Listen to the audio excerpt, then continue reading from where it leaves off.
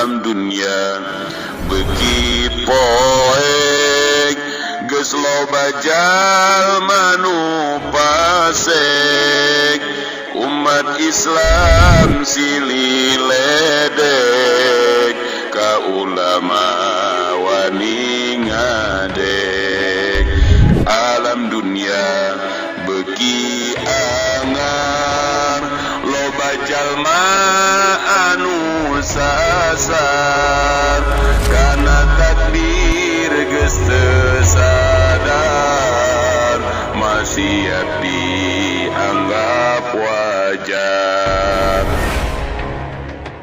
Abuya Uci Turtusi Cilongot, Tangerang, Banten adalah sosok ulama karismatik sekaligus paku tanah Banten pada masanya. Mubalik Kondang Banten yang satu ini merupakan pengasuh sekaligus pimpinan pondok pesantren Al-Istiqlaliyah yang didirikan oleh ayahandanya Abuya Ahmad Dimyati Cilongot. Abuya Uci adalah salah satu ulama kebanggaan tanah Banten yang al-alim, al-allamah, al-kamil, al-wara dari pondok pesantren Al-Istiqlaliyah yang terletak di Kampung Cilongok, Kecamatan Pasar Kemis, Kabupaten Tangerang, Provinsi Banten. Siapa yang tak kenal akan sosok Abuya Uci yang begitu terkenal dengan ketinggian akan ilmu agamanya? Bahkan dari segi karomah pun sudah banyak orang yang membuktikan dan menyaksikannya. Beliau berguru ke beberapa ulama ternama, diantaranya yaitu ayahnya sendiri Abuya Dimyati Cilongok, Abuya Dimyati Cidahu, Abuya Yusuf Caringin, dan beberapa ulama ternama lainnya. Semasa hidupnya, beliau begitu masyhur sebagai ulama yang sangat harum namanya. Kemasyhuran namanya hingga ke daerah luar Pulau Jawa, bahkan mancanegara.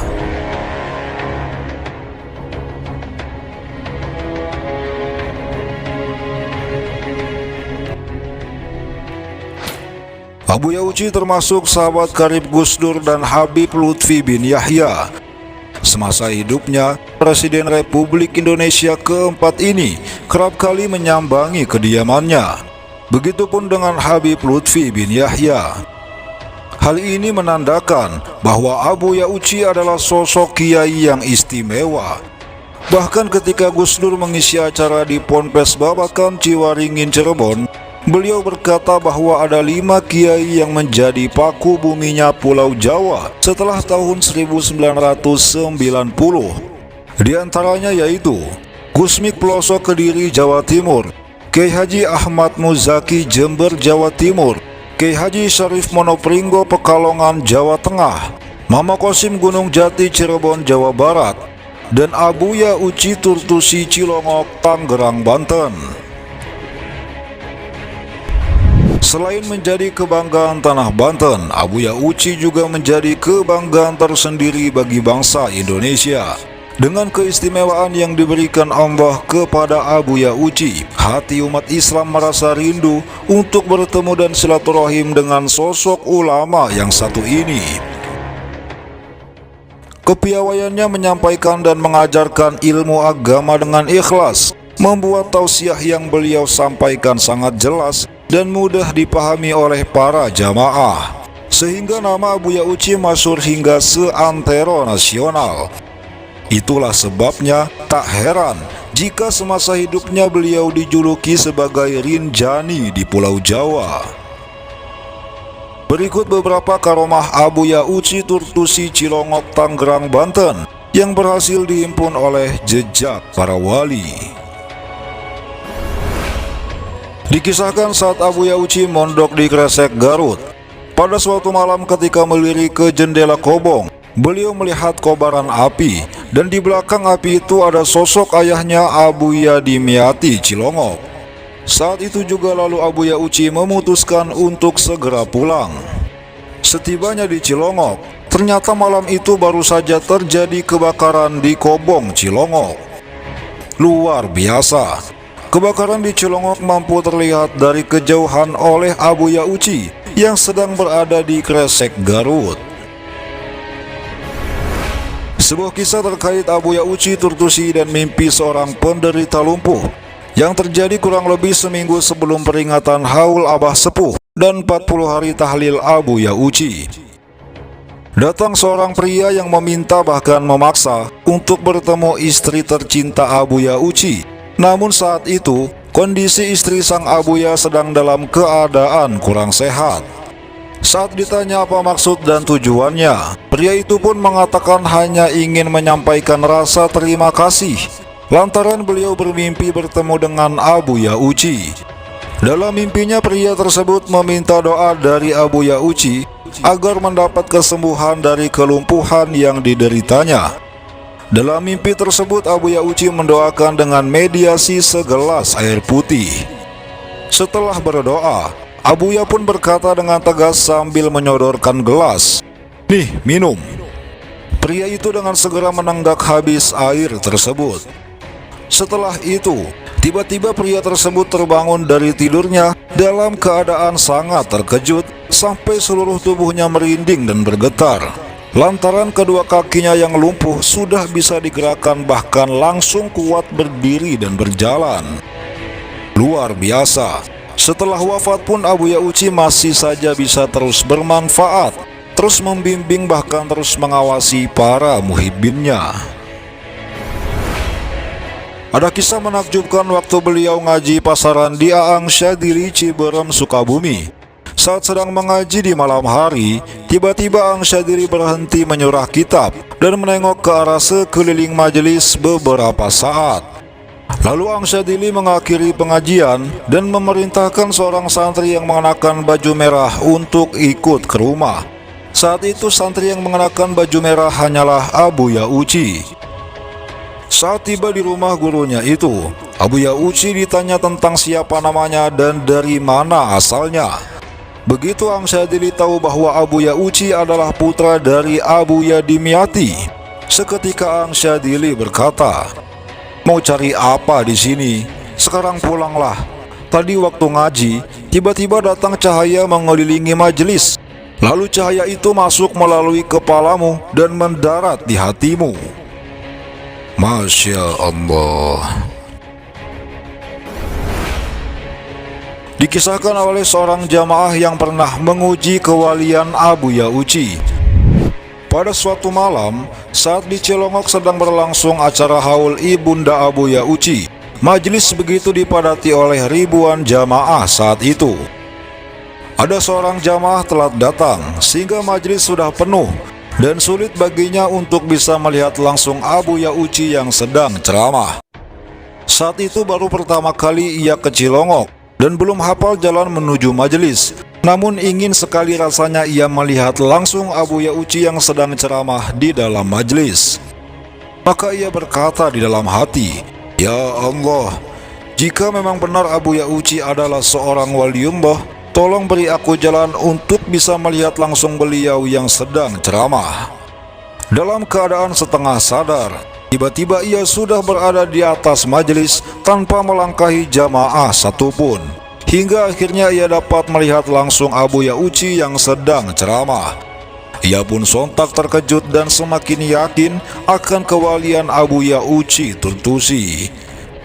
Memang karomah seorang waliullah adalah sebuah kenyataan fakta yang tak terbantahkan. 11 hari sebelum Abuya Uci wafat, tepatnya saat pengajian malam Jumat terakhir, seperti biasa setelah pengajian rumah Abuya masih dipenuhi tamu. Namun saat itu, Abuya meminta para tamunya untuk pulang lantaran beliau kurang sehat dan ingin dipijat. Setelah tamu-tamu pamit pulang, mulailah beliau dipijat oleh orang yang biasa memijat beliau.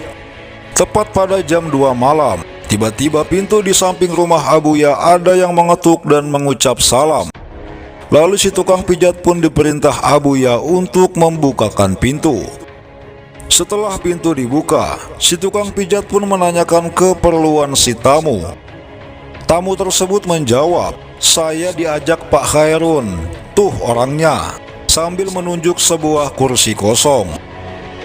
Si tukang pijat pun bingung, karena di kursi tersebut beliau tidak melihat ada seorang pun. Lalu terdengar suara Abuya memanggil dari dalam, "Pak Haji, suruh masuk aja." Begitu tamu tersebut masuk, Abuya pun langsung menyambutnya dengan hangat. Hingga kurang lebih jam setengah 3, tamu itu pun pamit pulang dan kembali diantar si tukang pijat keluar. Saat si tukang pijat kembali, Abuya pun bertanya padanya, "Pak Haji tadi cium tangan gak ke beliau?"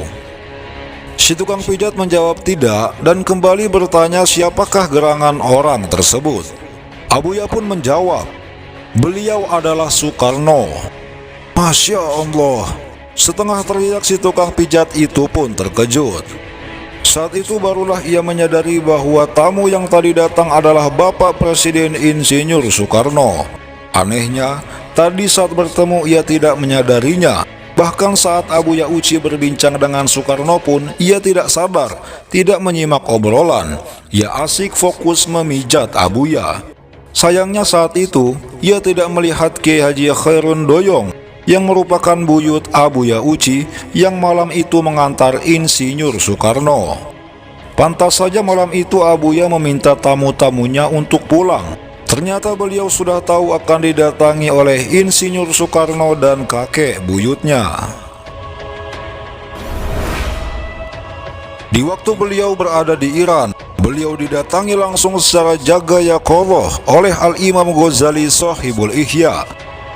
Imam Ghazali berkata kepada Abuya Uci bahwa sang imam merasa sedih karena pemahaman-pemahaman Ghazali sudah mulai disamarkan bahkan dihilangkan. Imam Ghazali juga berpesan kepada Abuya Uci untuk mengajarkan kitab-kitab karangannya kepada umat. Singkat cerita, beberapa waktu setelah pulang dari Iran, pengajian kitab Ihya Ulumuddin karya Al-Imam Ghazali pun diselenggarakan di Cilongok. Dan Abuya Uci pernah berkata, setiap pengajian kitab Ihya di Cilongok, insya Allah akan selalu dihadiri oleh Al-Imam Ghazali Shahibul Ihya. Masya Allah, sebab kemuliaan para wali-wali Allah di sisinya, maka tak akan ada yang mustahil atas kehendaknya. Wallahu a'lamu bissawab. Demikian sekilas biografi serta beberapa karomah Abuya Uci Turtusi Cilongok, Tangerang, Banten. Sosok ulama karismatik yang sangat zuhud dan warok dalam menjalani kehidupannya.